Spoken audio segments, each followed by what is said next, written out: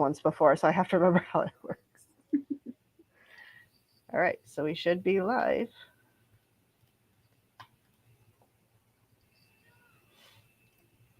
I'll give it a few seconds to get caught up with us.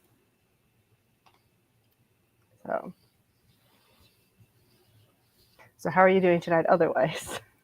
Other than that, good. I'm tired. We had VBS at our church this week, and I was with the 3 and 4-year-olds. Oh, goodness. And there were 12 of them, and I'm like, I am just not built for stuff like this. No. That was a lot. It was so much. Yeah, I worked at a daycare for a year, and I primarily worked first in the infant room and then with the 1-year-olds and sometimes the 2-year-olds. And I'm like, after a year, I was just like, I can't do this anymore. Yes. Yeah. So. Yeah. And last year I was with the 2s and 3s.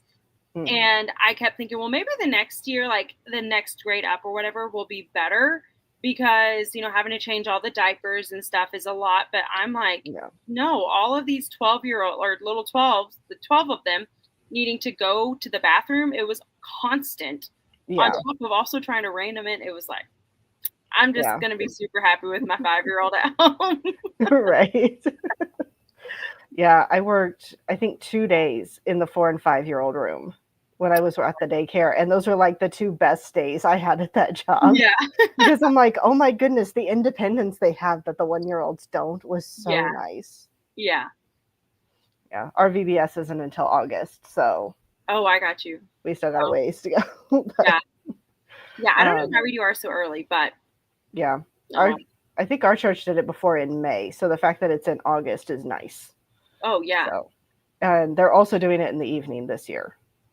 Yeah, we do ours in the morning, which I don't know which way I prefer, to be honest. Yeah, most churches usually that I've been to, they do it in the morning. This one's in the evening, and I'm like, I'm okay with that because we're actually already going to have started school by that point. Yeah. So I'm like, I can get my school day in, then they can go to church at night. It doesn't interrupt our day. Yeah, there you go. That's nice. So. All right, so I don't know if anyone has joined us yet, but welcome to anyone who does join in. This is Madi from This Bookish Cottage. She's my co-host for this month. Madi, if you want to tell us a little bit about yourself and where we can find you. Yeah, so I'm Madi, like she said. I have the YouTube channel, This Bookish Cottage. I do, right now it's sporadic videos, just because we had a lot of changes this last year. We used to live on a houseboat, and then we now officially moved onto a homestead, which is great. But I have been able to start getting back into reading, which is wonderful. Unboxing all of the books helps do that. But I predominantly read like mystery and thriller and cozy mysteries, but I also really love fantasy. But I'm learning I'm particular with my fantasy, but I have yet to be steered wrong in this book club, so that's a good thing. But so I like to read pretty much everything. I really do.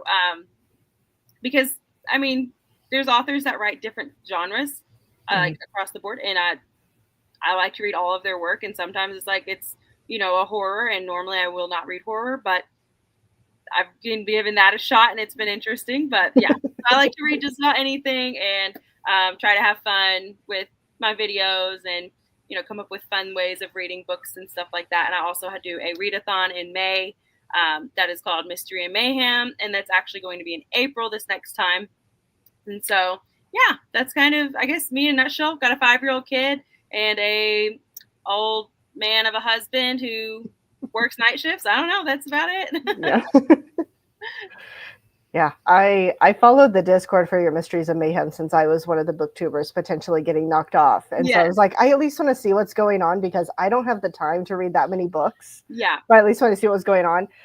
I think Mayhem covered it very well because I'm like, I don't know how you kept up with everything going on. There was so much. Yeah, well, we realized, my husband and myself realized that I'm super thankful that I decided, hey, I'm going to go ahead and get some people that are over like more than I would have normally done. I like last year, whenever I started the readathon, I just gave people like the leaders a little bit to do. And this year I was like, no, I'm going to be asking like Tiffany and Amy to pick up a lot.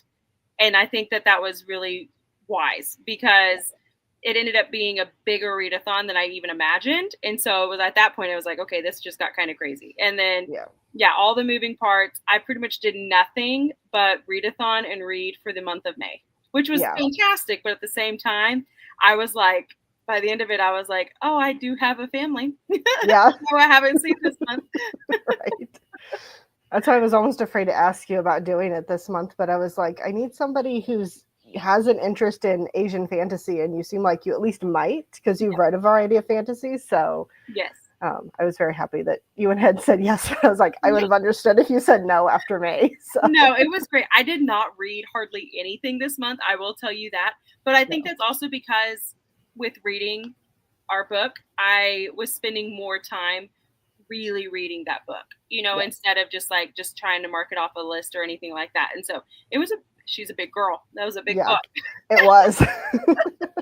And I actually listened to that one on audiobook, which I rarely do audiobooks. Yeah.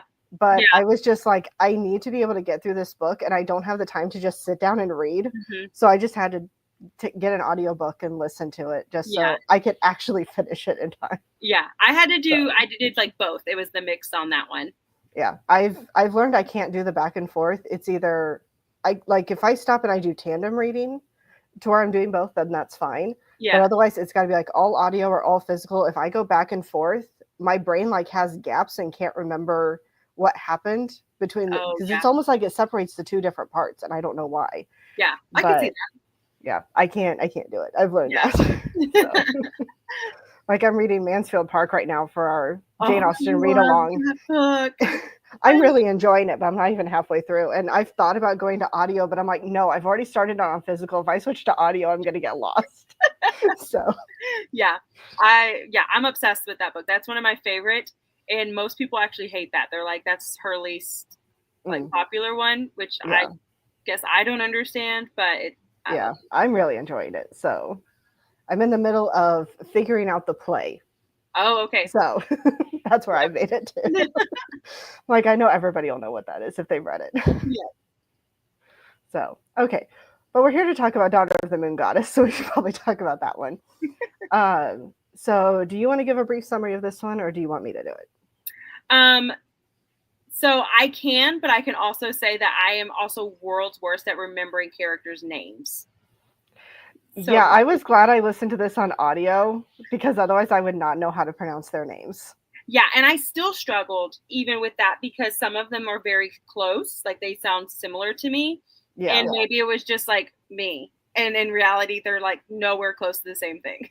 Yeah, I don't know. There's 3 names that I can tell you. I can tell you the girl, and I can tell you the 2 guys, and that's it. And even then, I'm like, if they said it, I'd be like, yep, that was it. But I couldn't just tell you because I don't remember. You know what I mean? Yeah. Yeah. It doesn't mean I didn't read the book. I did read the book, and I loved it. This is every book I ever read. I never remember names. Okay. So if you want to, you can, or I can if you'd rather not. Go ahead. You go ahead. Go over what's her name. Okay. So the book follows Xingyan, who is the daughter of the moon goddess. Her mother was originally mortal, but her father was a hero in the mortal realm. He received a potion for his heroic deeds from the celestial kingdom, which are immortals. And it would make him immortal, but he never took it. But while her mother was pregnant with her, she was at risk of losing at least her daughter, if not her own life. So she drank the potion. They both became immortal. But she has kept her daughter a secret because they didn't know that she was pregnant with her daughter at the time that she took the potion. And so her daughter has grown up in the world of the moon goddess and know nothing else.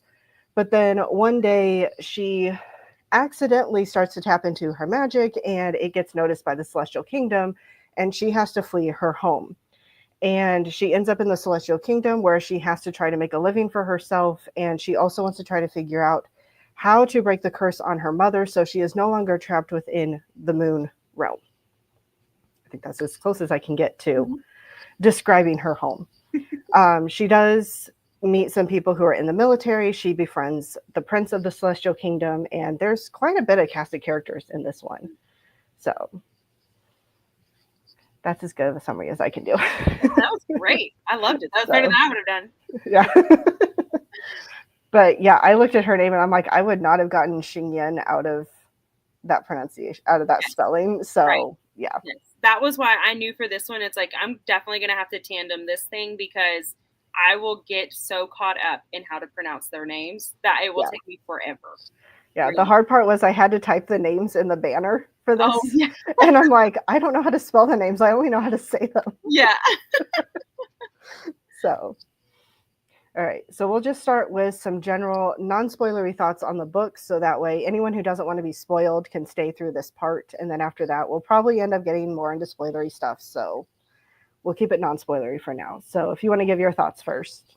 Yeah, well, for one, I loved this book. I thought that it was very well written. I loved, I mean, like the concept that they have with their magic, the way that they use it, I really, really liked. And I liked that it was different than, like, it wasn't basic. To me, it didn't feel basic. And I liked that, I'm trying to think of how to say stuff without spoiling what it is. Later on, when she had to go on another specific mission because she needed, her whole theme for this book is to rescue her mom, right? And so she has to go on this quest at the end of the book, closer to the end of the book, and retrieve these things. And I loved that so much. I didn't expect to love that, and I'm not sure if it would be spoily with me saying it, but I'm just gonna just steer clear just in case. But she has to collect these things, and the way that all that happened, it just kind of, I had like this hunch of what does that mean for her, like as a person, who is she actually? And then you start learning more and more of who she is, and it was so good, so good. Of course, you always kind of expect, if we're following, a main character, there's probably something more about this character than just, blanket statements. And so I loved that. I loved that it wasn't she came from, a lot and left, or like ended up in, I don't know how to explain it. She came from like royalty and then she still ended up in royalty. I liked that it wasn't that. It was like she had to work at it, and so that just mean by the end of it, she was actually just like, she was a slayer, she was a beast, and that was from her own self, and I thought that was really, really cool. I loved that concept as well. I mean, honestly, there's a lot of different things I could pin out, and like, I loved the characters. There were so many great characters. Yeah, He was, of course, my favorite. I loved him. I will say that I had a hunch about one of the characters, and I was super excited that I got that one right. Like, I was sad, but I was excited at the same time. Yeah. Yeah. I could probably guess which one. Yeah, probably. Yeah. No, I enjoyed so many parts of this story. And I mean, there were moments, I don't know if it was like certain lines or just the way something played out, where I was like, okay, that does kind of feel YA, but it was so rare. And yeah, I agree. I like that she actually had to work for whatever that she wanted. But yeah, I loved some of her teachers were so great. The one with the fan was my favorite. Yes. I loved, because there was another prince that she met. And it's in part 2. That's all I can remember. And I can't remember his name now. I loved his character. He was so funny. And yeah, just, we got to see so much of this world in these 3 different parts, because she goes from the moon realm to the celestial kingdom to all the other places that she goes. And I always love when we get to really explore a world. So that was a lot of fun too. Yeah. But I feel like it wasn't too much or too heavy with all the traveling, because sometimes they can, if they try and squeeze all that into one book, it just gets to where you're like, I have no idea where they're at this point, and I don't know how we got there. But this one, she did a very good job, and I think it's because it was YA. A lot of times I feel like with YA, they're like, hey, let me hold your hand through this process, and I'm that person that's like, I'm 34 years old, but please hold my hand. Right. Yeah. And there is something that happens towards the end that I was like, I have a feeling this is how it's all going to play out. But it wasn't really what I wanted originally, but I at least appreciated the way it played out. It played out better than I thought it was going to. Yes. So. If it's what I'm thinking of, same thing. So, all right. So at this point, we can head a bit more into spoilery territory. Okay. So if anyone is still watching and doesn't want to be spoiled, feel free to bow out now. We appreciate you being here, but I understand not wanting spoilers. For anyone who's not worried about spoilers or who's read the book, feel free to stick around. So the first question I have, because I think this could be interesting, especially as long as this book is what were your favorite and least favorite parts of the book? Yeah, so that is hard because it was such a long book. It And there was. are a lot of great parts. So I'll say, okay, how about I do this? My first favorite part that happened, I loved the meeting between the main character, whose name I'm forgetting, the girl, and the prince. I can't remember their names. I loved that. Leeway, his is easy. Yes. So because it was almost like that meet cute sort of thing where, she's upset and understandably upset because she was just, she was done dirty basically. Yeah. But she's still having to, like, I have to get through this because her main goal again is for her mom, and to see her just like, she's still a human, she's very much that human side of, she still has feelings. She's not this heartless person. And so the fact that she had to go through that, and then she's down at the river doing all the stuff, and then the prince is right there, and it was quirky, and I love quirky, and he was funny. And so I was like, I love that about him. And then just to see that there was finally someone who was like standing up for her, and you didn't know anything about her, and so at that moment you're like, I like that guy. And so that was probably my favorite moment, because that was kind of when you saw like things are about to start going into motion towards the main goal of the book, so I liked that. But then my other favorite part was the dragons, because I love dragons so much. But that was, to me, a very pivotal moment where you learned so much more about her, because not just necessarily that moment, but then whenever they start reiterating it down the line, and they start telling people like, this is what happened, they're like, how do they just give you things? How do they do that? Because that's not how it's supposed to go, but then you still see with her like that genuine heart that she has from the very beginning. She didn't lose it, even though she's become this beast, right? She's slaying monsters and all that stuff. She was still just this genuine person who cares. And to see her doing that, even in this role where it's like she's literally called to kill all the dragons, right? Like that's what she's technically supposed to do as a job, but she's like, no, I can't do that, and even if that means that there's a chance that I won't be able to save my mom, that's not me. And I loved that part so much. And there were a lot of times when she was fighting, the monsters, or she was fighting different people, where she had the realization of like, these are still people, or these are still creatures. And, she still had a heart for them, even though her job was to either defend against them or literally to wipe them out because of the destruction they're causing. Yeah. So, and Dia's here. Hi, Dia. I believe Dia has read this story before, so she's been looking forward to hearing commentary on the book. So, the bad thing is I typed up this question and I didn't fully think it through, like my answer. So I got to come up with it on the fly. So I guess I'll talk about my favorite part, then we'll go to your least favorite parts. Probably the one that comes to mind is when she gives the dragons their essence back. That was definitely one of my favorite parts, because I'm like, how in the world is she going to make this work? And then seeing how she's like, I'm upholding what I said I would do. Yeah. But I'm still looking out for them. I really liked that part of the book. Yeah, and that was like one of those twists as well, where you're like, how are you going to pull that off? And then she does. How are we going to do this in a satisfactory way? And I really appreciated that one. Yeah. Also, the part where they were in the kingdom that was near like the mer people. All the interactions with the characters there, like I said, the prince in there and all of that. Like, I loved all of the interactions there. That was so much fun. Yeah, that was a fun time because I wasn't expecting it. Because I don't read synopsises of books, and if I do, it's a long time ago and I don't remember by the time I read it. Yep. And so that was kind of a surprise for me, like, oh, we're doing mermaids here. I like this. Right. Yeah, I like that.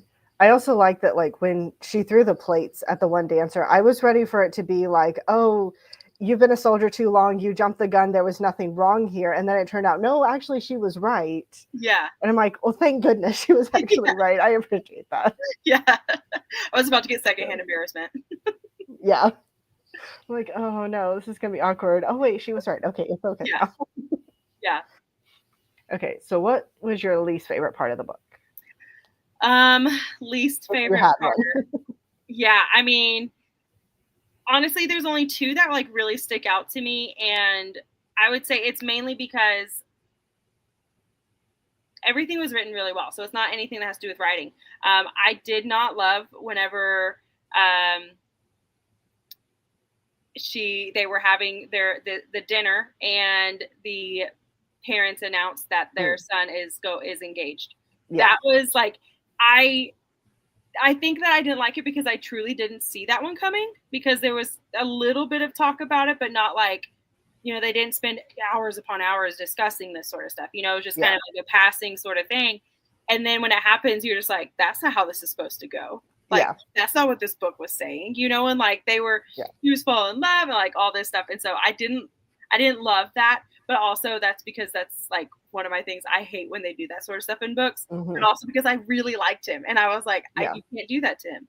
But then my other least favorite part was when she also had more boy trouble, but with the other guy who also turns out to be a prince. And I saw that one coming. I had my suspicions with him. What's his name? Like Winsha. Winsha. Yeah. I was like, I want to call him Windmill. And I'm like, it's not Windmill, but that's No. Okay. So Winsha. yeah, Winsha. When he, finally admitted to who he actually was and what he was doing, part of me, I was like, I don't like this part, because part of me still feels bad for him, because they were kind of put in a predicament in this situation to me, because to me it seems like that, because it was like he said, well, that's what they call us the demons, but we're not. But then at the same time I'm like, but you're kind of acting like one, so I'm confused. But I want to feel bad for you, because I could understand that being the reasoning behind y'all's actions, but your actions are possibly why they're doing it, so it's just like this weird circle. And I was like, I don't like this at all, because I don't know how to feel for him, I guess is what it turned out to be. Yeah, I would agree. Yeah, you want to feel for him, but you're not doing good things. Yes, exactly. Exactly. And like, he seemed to really love her, but it's also like, but was it like a genuine love, or was it a selfish love where you love her because she could get you something or bring you something, or was it like because of who she is? I don't know. Yeah. I couldn't figure that one out, and it still bothers me. Right. So my least favorite part, this one I did know the answer to, was actually the contest where she was trying to become the prince's companion. Honestly, I completely forgot about that. Yeah. You're right. It was not good. Yeah. Sorry. Going back to your comment, Dia says the triangle. Yes. Yes. So with the contest, the biggest thing is that it's like, okay, we have this contest, there's 12 women, 13 women fighting to be his companion, basically competing to be his companion. And it's like, okay, everybody goes through the first 2 rounds, and then after the third round, like, we pick the winner and you're done. And so I thought it was basically going to be everybody competes in all 3 rounds, and then they pick a winner from those 3 rounds. I didn't know. I don't know, maybe it was listening to the audio. I didn't catch it was like we pick a winner from one, we pick a winner from the other, and if it's 2 different people, they go head to head in a third one. Yeah, I didn't. I didn't get that either, and that's why I was confused when I was reading it. And I'm just like, hold on a second. So I like kind of slowed down and tried to figure out what was going on, and I was still slightly confused. Yeah. So I didn't. I forgot about that part. Yeah, and I think Ashley was the one that commented on it on Fable, where she was like, I expected a lot more from this contest with the weight that they were putting on it, but it's just like, make a cup of tea, play a song, and whatever the third thing was. Oh, write a couplet. Yeah. And it's like, that just feels very simple for something that has so much weight. Yeah, I was thinking like it's going to be like Hunger Games out here or something, but that wasn't it at all. Yeah, I mean, I've read other books where they have something similar where it's like you have to do these contests, and usually it's something that takes enough time that it's like, we're going to do one contest today, then you'll do the next one tomorrow, and you'll do the next one the third day, because it takes a few hours. Like one of them I read, it was like they had to prepare an elaborate meal or something like that, and it's like that I could kind of see over just make a cup of tea. You know, create, put together a proper tea ceremony fully, that might be one thing. Right. But just make a cup of tea, I'm like, that just feels too simple. Yeah. And it So felt like, and I was wondering if maybe it was me reading it too quickly because it felt like it went by very fast. it But did. like you said, there was a lot of build up to it. And the fact that all these women wanted to be a part of it. And then you're going through it and you're like, this is That was it. nothing. Yeah. It could be anybody in here. Yeah, because I think other than Xingyan, I think they were all noble women, basically. Yeah. Like they were from these upper families. And so it's like there's a lot of weight on that. Like these families are vying for this because they know it's a prestigious position for their family. Mm-hmm. You would expect there to be more to it. Yeah. Dia says I wanted the Greek games. Yes. Yes, that would have been better than what we got. Yes. I just wanted more to it. Something that doesn't take like 5-10 minutes to put together. Yeah. So I agree. Moon Goddess Annie style. There we go. That would have been better. So, because she and I read the Annie together last year. So, oh, okay. Love that. Yes, they had very elaborate games, and there was a lot to them. Yeah, and that's honestly because of the size of the book. That's why I also just expected like, oh, we're going to be in here for a bit in this competition, and it was like, I mean, it felt like just a couple pages, really. Yeah, I started listening to the audiobook because I was putting furniture together. I read the first 2 chapters on ebook and then listened to the audio, and like I was listening to it and I got to a certain point, I'm like, wow, this book is going really fast. Like I've done writing, I know story structure. And so I'm like, I feel like I'm getting close to the halfway point. I got to be like 40% mark or so. And it was like 28. I'm like, excuse me? Yeah. And it got to the end of part 1 and I'm like 34% of the way through. I'm like, I feel like I should be halfway through. What is this? Right. Yes. So yeah, it was definitely structured different than I'm used to. Yeah. And that's probably the YA side of things. I don't know. It could be. I don't know. I don't know. I think it's just the way that she structured it because she divided it into 3 parts. Yeah. Rather than either 2 or 4 parts, which is probably what you would normally see. Yeah, that's true. And so, yeah, it feels divided a little differently. But yeah, I would have expected the contest to take more time if the first half of the book, or like part 1, was longer and actually took up half the book. Yeah. So. All right, so we'll hop into, I tried to divide these into parts because the parts are so different. Yes. I thought that was the easiest way to divide the questions. So for part 1, do you agree or disagree with the choice that Xingyan's mother made in drinking the potion that made her immortal? Oh, I'm going to hit with a hard question to start. I mean, I want to say that I don't disagree for the fact that if I knew that there was a chance that my child was going to die, I would do whatever I could, right? And so I feel like that was that moment. But it's hard because it's also like it could be taken as almost a selfish thing too, because they're like, we're not sure which one of you could die. So it could very well just be her, self-preservation. Yeah. But with what you know of her mom, you know that wasn't what it was. But then it's also tough because, I mean, that ended up not going too well for the dad, Yeah. And it's like, but knowing the dad, he was like, we need to save our daughter. And so, I mean, I would say that I don't necessarily disagree with the fact that she did it because, again, I would do whatever I could to save my child, and so ramifications be what they are as long as she's here. You know what I mean? Yeah, right. I mean, it's one of those, Dia says she agrees. But it's one of those things where I'm like, as a parent, yes, I 100% understand doing this for your child, and I would probably want to do the same thing. Probably the only part of it that I guess disagree on is I wish it would have been one of those where she talked to her husband first. Yeah. Like that was weird to me. Like you're also the parent, but she snuck behind his back and took it without telling him what she was going to do, and it meant that they were separated forever. Yeah. And it's like, your husband and wife, you should discuss it together. Mm-hmm. And, if he agreed, like, yes, go ahead and take the potion because it could save you and the child, then whatever ramifications come, he was at least aware of it ahead of time and was willing to, deal with the consequences of it. Yeah. But that's the only part that I don't really agree with is I'm like, I wish she would have talked to him about it first and they would have agreed to this. Yes. Yeah, I thought that was weird, and I wish that it was a bit more addressed of like, I don't know. I wish we could have had like a whole chapter just from the dad's perspective during all of that. Like, hey, let's go back and just see what he thought and what he said, and like just from literally from his point of view would have been fantastic. And I get why they didn't do that because it was a one person, perspective for the most part. Yeah. But yeah, I didn't. That's why it makes it hard to say if you agree or disagree. Right, it does. Yeah, because it's like one side yes, but that the other side is yeah. I mean,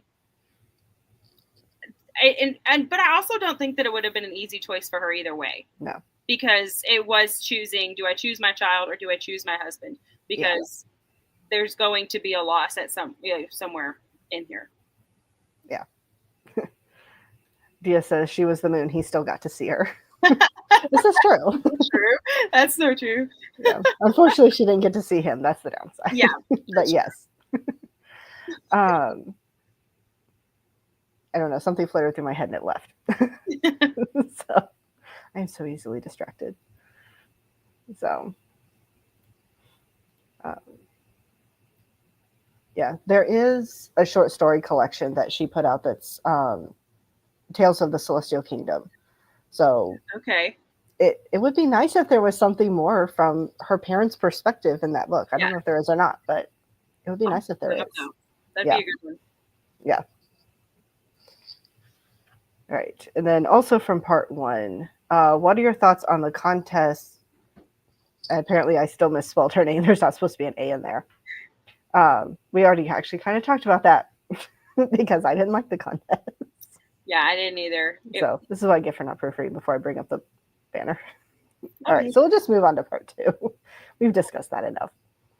All right, what are your thoughts on the use of the mind talent? Is it something that should be forbidden or not? Because this is obviously why the demon realm was created and why they were sent there. Right. Because of this talent that they refused to give up. Yeah, this is another one of those, like, I agree and disagree with it. Mm-hmm. Because it's one, like, if it's used properly, I think it's great. Yeah. But that's not how things go. You always have people who overstep. And so to me, it's almost like, well, to protect everybody, it makes sense why they say nobody can use it, instead of because then it can be this whole thing where you say, well, only this people or only this one specific person can use it. And then that always, turns into like an uproar and things like that. But, I don't know, because it's like, it could be good, but it can also be bad. Yeah. Man, it's one of those things where it's like, you kind of start to question, like, well, if anything can be used in a bad way, how much are you going to get rid of before you say, okay, we've gotten rid of all we can? Yeah, that's true. Yeah, and what we have is what we have. But I do also understand, like, Shingen's perspective, where it's like, but the mind talent specifically, when it's misused, the dangers of that, because you're literally controlling somebody else through their mind. They're not in control of what they do anymore.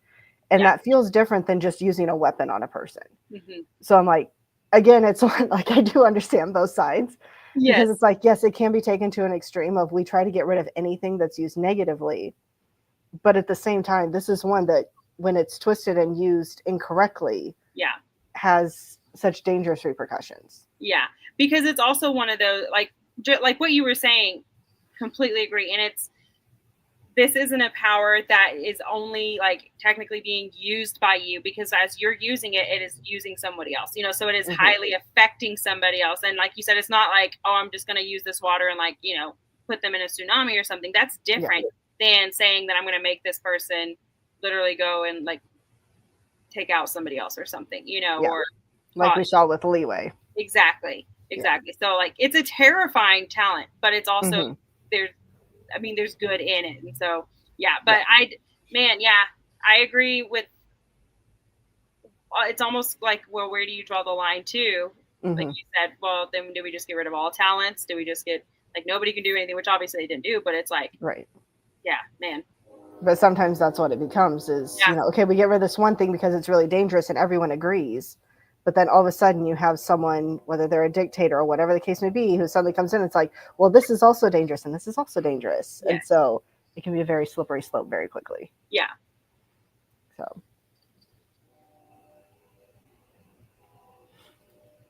All right. And then also for part 2, we semi talked about this, just not in specifics yet.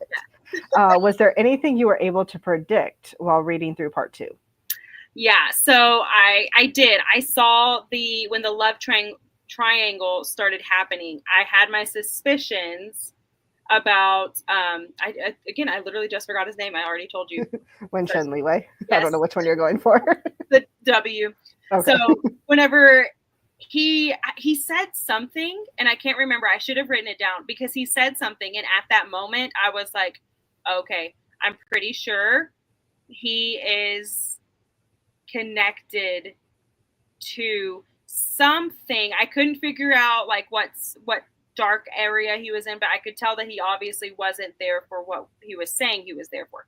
And I can't remember exactly what he said, and they never like talked about it again. It was just very glossed over, but it was just like, it was a perfect line for like a bad guy, basically. Yeah. Which he wasn't. That was the thing. Like, he wasn't acting like a bad guy. He was being presented as very much like a good, kind, caring person. So when he said it, it was kind of like, that's a little odd. But then obviously he was a bad guy. Now, I was shocked that it was, oh, you're the demons that they talk about. I did not realize that, because in my head it was, I mean, I don't know. I guess I just assumed, demons were like orcs out there or something. I don't know what I thought, but it wasn't that. And so when that happened, it was like, oh, something that doesn't just look like any other immortal. Exactly. Yeah. And so it was like, that was a really cool twist, but I was sad that I was correct as well, because when he did act proper and he did act the way that he was trying to, come off very kind and things, I really liked him. And so it was really sad to see that happen. But I did see it coming. Yeah. I don't remember what point it was, because I'm sure it was somewhere in part 2, because that's when we really meet Wencha. Yeah. Because I know I posted on Fable, but I'm not going to go look it up to find out where. But there was a point where I was like, okay, I have in my head how I want this to go, but I also have a feeling I know how it's going to go. Yeah. And my thought of how it was going to go was basically, okay, Leeway's already betrothed to someone else. She's somewhat falling for Wencha. And it's going to turn out that Wencha's not a good guy. He's doing something that's wrong. Leeway's going to somehow break off this betrothal, and the two of them are going to end up back together. Yeah. Like, I pretty much knew that was what was going to happen. Yeah. And then when they had the attack, where we had the woman who took control of Leeway's mind, and there were soldiers out there, and she said there was one that had like a silver mask on or something like that, and she was like, but there was something similar about, something familiar about him, and I went, it's Wencha. Yes, same. Like, immediately, because I'm like, he was trying to keep you out of the fight. I'm like, he was probably trying to keep you out, to keep you safe. That's him. See, he's on the bad side. See, I was right. Yep. I'm like, I have a feeling that's exactly where it's going. Yes. And that was one of those moments where I'm like, I wish you wouldn't have basically said that, like, but she felt like like you said, she saw something familiar, and I'm like, you wouldn't have said that. I probably would have been like, oh, who is this guy? This is fascinating. Right. But then you said that, and I was like, oh, dang it. Okay. Like, if he looks familiar, it has to be somebody she knows. Right. And it's not like she knows a ton of people. Yeah. And I'm like, it's one of those where I was like, I really wanted that person to be anybody but Leeway and Wencha. Yes. I'm like, anybody but those two, and I'm okay with it. Right. I was like, it's going to be Wencha. I know. Yeah. Yeah. So, yeah. That was probably all I really predicted, but I don't know. I feel like the romance was a little easier to figure out than some of the other twists that came in part 3. Yeah, so, agreed. Like, for some reason, I didn't think about that. Oh, yeah, she saved the prince and his betrothed. She's going to get this talisman that she's been working for. Yeah, for some reason, I was surprised by that. Yeah, when he said that, I was like, oh, she got it. Oh, wait, I guess that makes sense. Yeah. Yeah. So, and that's the hard part, is I'm like, there's a lot in part 2, but I didn't want to have a million questions on it. Yeah, so. Yeah. There was a lot, but I feel like, I mean, I liked it better than part 1. Yeah, because I liked all hearing about all the creatures that she was fighting and that kind of stuff. Like, yes, I thought that was a lot more fun than just I'm taking classes. Yeah, I felt like it just, like, at first it felt like, okay, we're going to stay in this little bubble. And then once we started going outside of that, it was like, oh, there's a whole other world. Like, they talk about it, but they don't ever, see it. And I think that was actually kind of cool, because I kept thinking, like, for her, of course, she's learning all this different stuff. Like, whenever they went to the market That was a really cool market. I enjoyed Yeah. learning more about that. But for her, like, these are all new things because she was stuck on the moon, right? And so it was really cool because it was almost like, well, she came to Earth and almost did the same thing where she was stuck in this one spot. And then because of her connections that she was learning and because of her friendship that she had with the prince, it also, like, it made her world grow more. And I thought that was really, really cool. I like to see it from her perspective. And she got to meet a lot of different people through being in the military too. So Yes. that was a lot of fun too. Yes. All right. So moving on to part 3, which this is from when she gets the talisman to end of book. I'm like, I feel like the parts are pretty obvious where they're divided, but just in case. So when she's kidnapped by Winsha, he claims that he and her are the same in the lies that they told. Xingyan claims they are not the same. Which one do you agree with? Yeah, I don't think that they're the same. Whenever he said that, I was like, oh, backhand. No, that's not true. Because the reasoning is honestly what makes them different. It's not that, like, they may have said the exact same sentences. They may have, gone about it almost the exact same way. But in reality, it's like, but the purpose behind them are different. Like, his is almost I agree with that. But not as fast as that, the competition did. That thing was super fast. That was really fast. Yeah. But yeah, part 2 did fly. His whole point with what he was doing was extremely selfish to me, and there were aspects of it that you could be like, okay, I understand, but in the whole, it just seems very, like, him centered. And then hers wasn't. Hers was, I am in here because I want to save my mom, which who wouldn't want to do that, right? Like, any child that has a heart of, any sort would want to save their mom. And like she kept saying, it's not that I lied, and it's not that I didn't necessarily say anything. It's that I was also never asked. And that's true. Like, nobody ever actually asked her the right questions to learn these things. And so, I mean, I don't think she was in the wrong for that either. But also, nobody asked him the right questions either to realize he was this is true. wrong. So but they were also under the assumption that nobody from the demon realm could get in. Right. And they were clearly wrong on that. Yes. And yes, as Dia says, heart posture. Yes, agree. And because, Xingyan even says it, and I agree with her, that, she was just trying to protect her mom, potentially her dad, because she didn't know if her dad was alive yet or not. Right. And, also, yes, in a way trying to protect herself, but she ended up in the Celestial Kingdom on accident. Right. It was because her friend got attacked that she ended up falling off the cloud and ending up there. And so she's like, I'm just trying to get by until I can save my mom, but I have to stay alive to do that. And so that was the only reason she was doing it. And obviously we see Winsha's brother is upset that he's taken the throne from him. And it's like, we don't even know anything about his brother other than what Winsha said. Right. So is he really a terrible person? I mean, we know he's bad enough because he wants to kill his brother while he's unconscious. Right. So it's like, we know he's not a great, it's like, we know he's not a great person, but at the same time, I also understand looking at it and going, I was first in line. It's supposed to be my throne and my brother took it from me. Yeah. And being upset. So it's like, it is extreme. I don't agree with his brother's decisions, but, we don't know enough of what he's like to even know if Winch is justified in taking the throne from his brother. Right. Yeah. Or if the kingdom would be better off with Winsha as their king, even. Is he actually going to be better than his brother? We don't know. Yeah. I don't think that the kingdom was going to thrive under either of them, to be honest. No, I don't think so.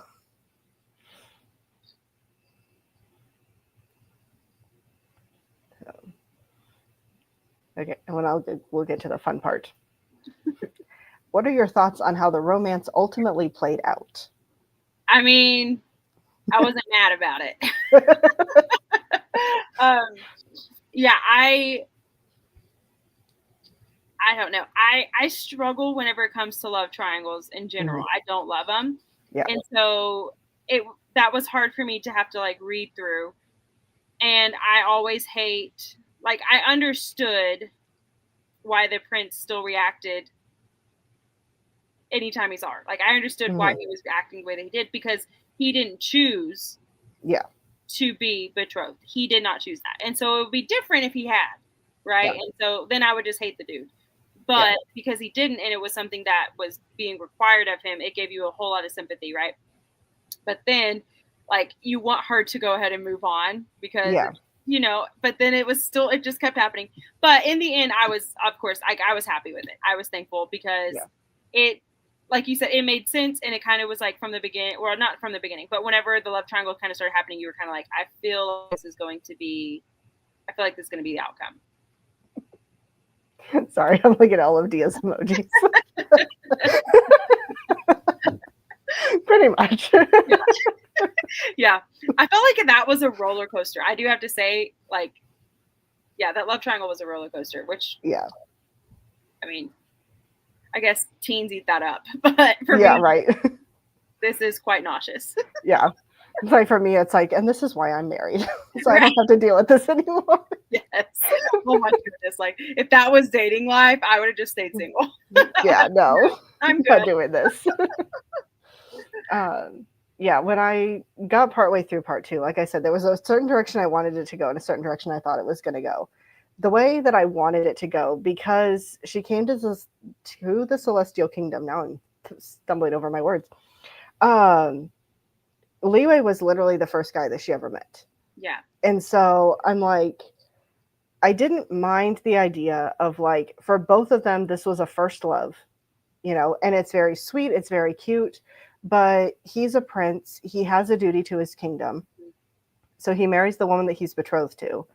She finds love somewhere else and maybe finds something that ends up being deeper than her first love was. But now she has a little bit more experience in the world. She knows what she's looking for. I was 100% on board with that type of romance story in this book. But I was like, but Wincha's going to end up being not the right guy for her for some reason. And I will say the main thing that I liked about it is the fact that when we find out Wincha is a villain, it's not just, you know, villain twisting his mustache and wahaha, I'm the bad guy. I never liked you anyway. I want nothing to do with you. I was just using you. It was the, yes, I have a goal. And yes, I was hiding who I was, but I still care about you. Mm-hmm. And so I still want you to be with me and I want you to side with me. And not just, I was using you and now I'm discarding you. Yes. So that was the main thing that I appreciated with how the story actually went, is I'm like, he ended up being, I guess, a better villain, Yeah, if you will. Like you said, someone that you do kind of sympathize with, but at the same time, you don't like what they do. yes. So I appreciate that that's the way they went with his story rather than just I agree. mean villain. I agree. So. And it made it hard because then, like, you'd think back on how he interacted with her. And at first you're just like, okay, so she's probably wondering, like, did any of that mean anything? And then you learn, like, but it did. Like, to him, it actually did. And I mean, yeah, like you said, I agree with that wholeheartedly. I love that they did that. I hated it because, you know, it played on our heartstrings. But I did love that because it does still show, to me, it still showed that there is a human side of him where it's not just, you know, it's not just all dark. Yeah. And it's, you know, I'm going to use whatever I can to get where I want. But it was like he was still open. Exactly. A sympathetic villain. Exactly. Where he was still open to feel those feelings. And I mean, that it made it also harder to hate him. But right. That was rough. It was. Because I would have just rathered him almost say, like, no, I was just using you, like, how you're a silly girl, you know, for thinking that. But then to learn that, no, like, he actually genuinely cared for her. And it almost seemed like there was a part of him that was confused. Like, I don't understand why you're, like, not wanting to continue with me. Like, why don't you want this relationship to continue almost? Because to him, I mean, I like the idea that not all villains realize that they're the villain, right? And he didn't. I don't think he genuinely understood that. But she obviously, like, I would have been the same with her of just like, oh, that's cute. Like, no. But it was a little hard to read in here. I was doing both of them. Yeah. Him, like, having that conversation with her and just like, you can continue to be with me. And it almost like he genuinely did not understand. Yeah. That. Because, I mean, he even tells her, like, you know, I accepted you when you revealed who you really are. Right. Why are you not willing to do the same for me? And that was the part where it's like, oh, now I feel conflicted. Yes. But then you're like, but what you're doing is a little worse.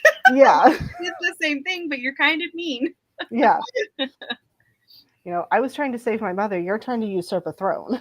Exactly. Yes. And acting as a spy and a traitor to get there. Yeah. In a different kingdom. Like, yours Right. has way more stakes than mine does. Yeah. But yeah, the fact that they made him a sympathetic villain definitely Dia never felt conflicted.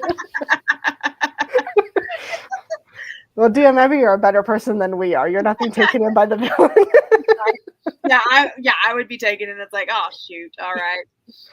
Yeah, because I definitely those points of like, you have a point, however, not a good Yes. enough point. That's so funny. Yeah.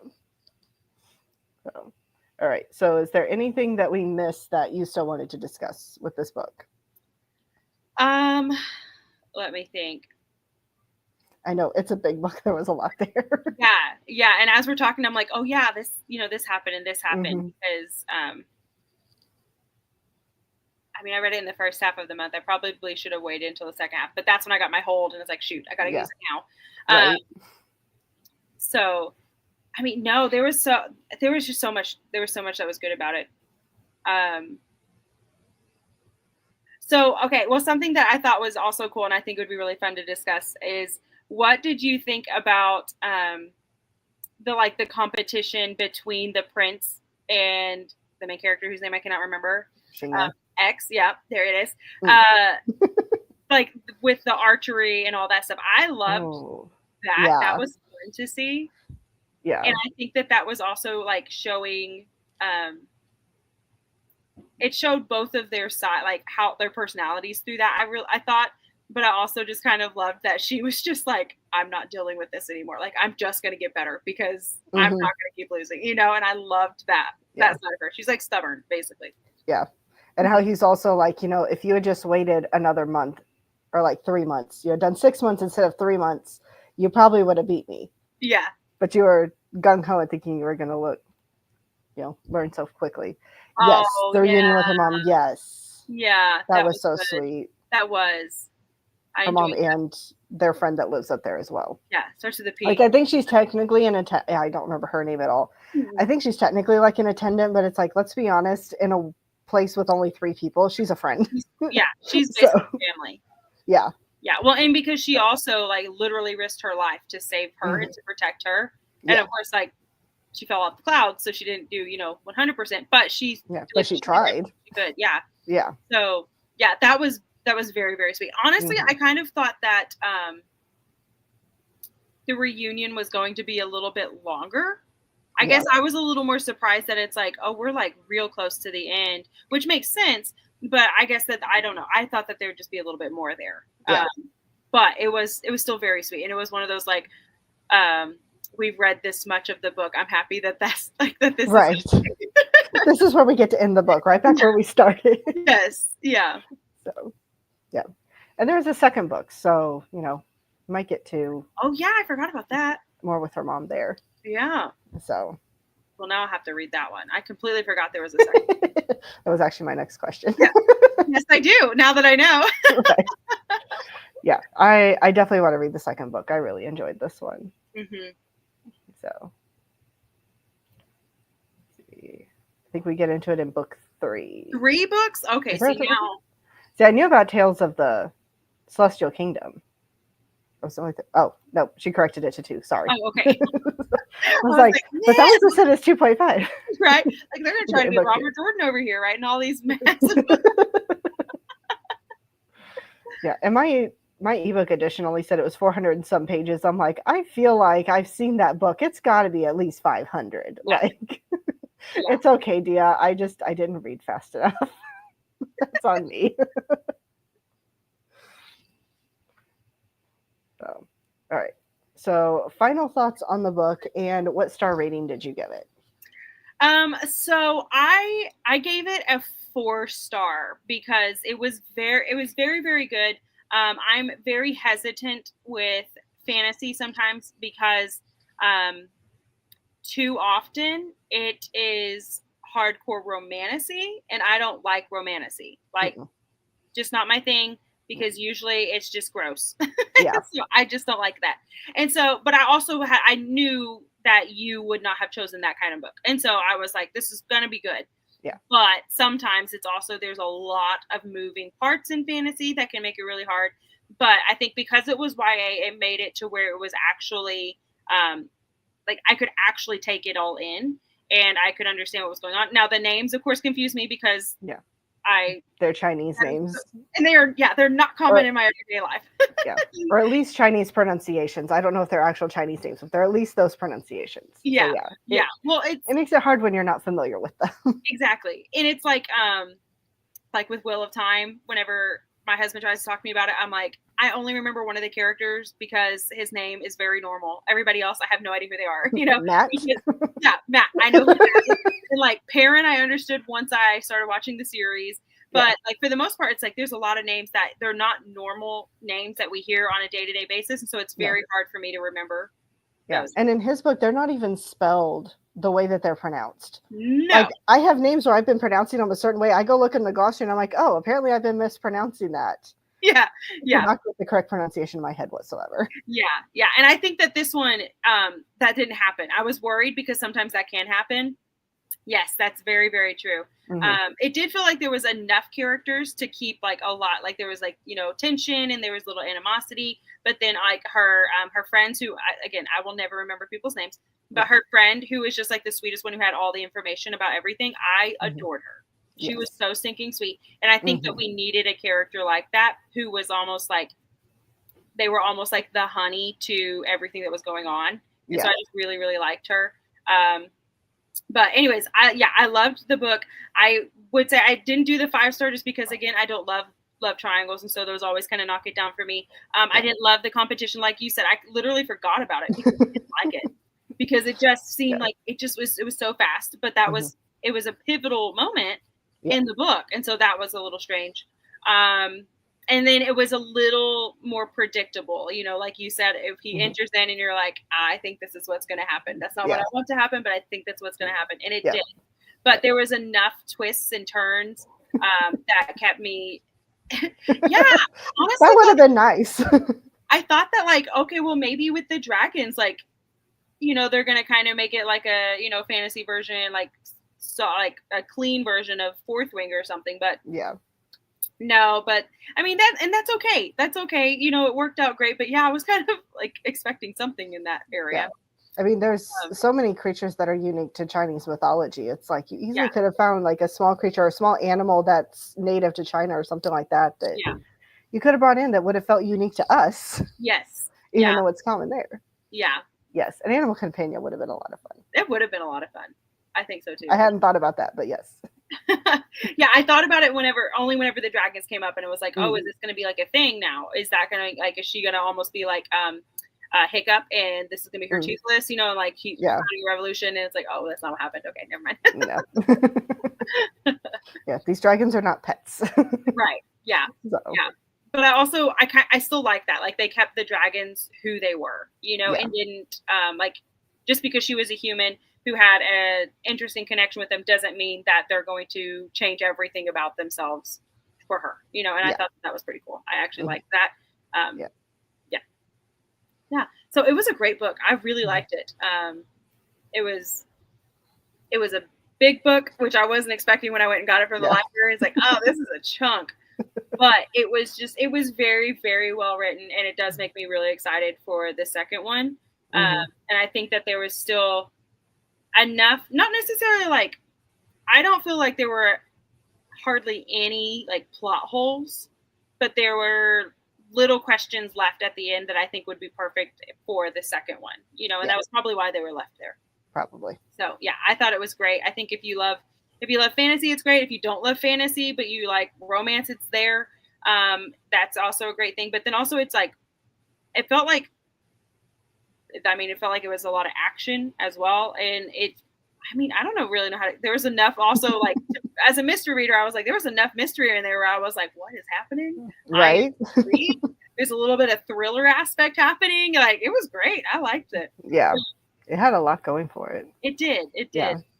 Yeah. I haven't posted my official rating because I don't like to do it before the live stream. Oh, I got you. But yeah, I'm figuring I'm probably going to land somewhere around a 4.5. Yeah. It was a lot of fun, and yeah, Dia said something about small cast of characters. There's a lot of characters in the book, but we're never with a large cast at any one point in time, and so it does make it feel more manageable to keep track of the characters when it's like, oh, they pop in every once in a while, but it makes the world feel bigger, but not overwhelming. Yeah. But yeah, just all of the world that we got to see, the different types of characters, how the immortals live in all these different places. It was a lot of fun. And one of the things that I personally liked, because obviously with this book club, we do read some Christian fiction as well, is the fact that there wasn't really a religion base with this book. It's just they're immortals, they live forever. And yes, the mortals can come to them and ask for favors. And her mom is called the moon goddess, but she's not actually a goddess. She's just immortal, and she's in control of making sure the moon is lit up every night.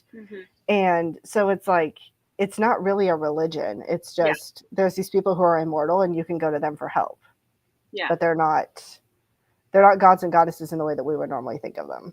It kind of made me think of Age of Myth.